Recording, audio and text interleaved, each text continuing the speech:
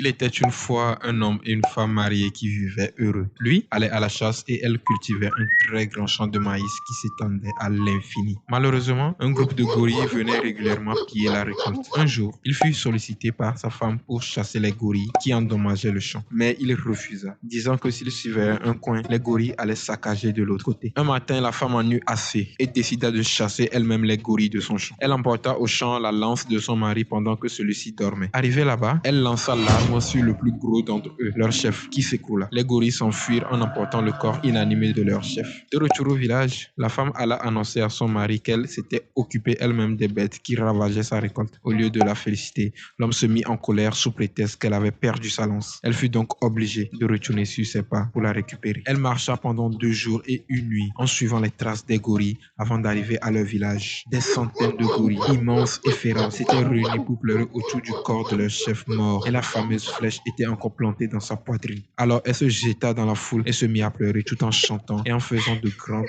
démonstrations de douleur. Un peu surpris, les primates lui demandaient qui elle était, car en ce temps-là, les hommes et les animaux se comprenaient. Elle répondit alors qu'elle était venue de très loin, dès qu'elle a appris le décès du grand singe qui était son parent éloigné, mais adoré. Au bout de plusieurs jours, même les enfants du chef des singes étaient fatigués de pleurer, mais elle continuait à hurler et à se rouler par terre dans une mare de pleurs, de sorte que tous les singes se sentaient gênés qu'une parente éloignée soit plus chagrinée qu'eux-mêmes, ses proches. Alors ils lui demandaient si quelque chose pourrait diminuer sa peine. Elle leur dit que s'ils pouvaient lui donner la lance qui était à l'origine du décès, elle rentrerait chez elle avec un souvenir de son parent adoré. Il lui donnait alors la fameuse lance avant de la raccompagner aux portes de leur village. Une fois rentrée chez elle, elle donna la lance à son mari et décida de le quitter. Ainsi, par eux, arriva le premier divorce.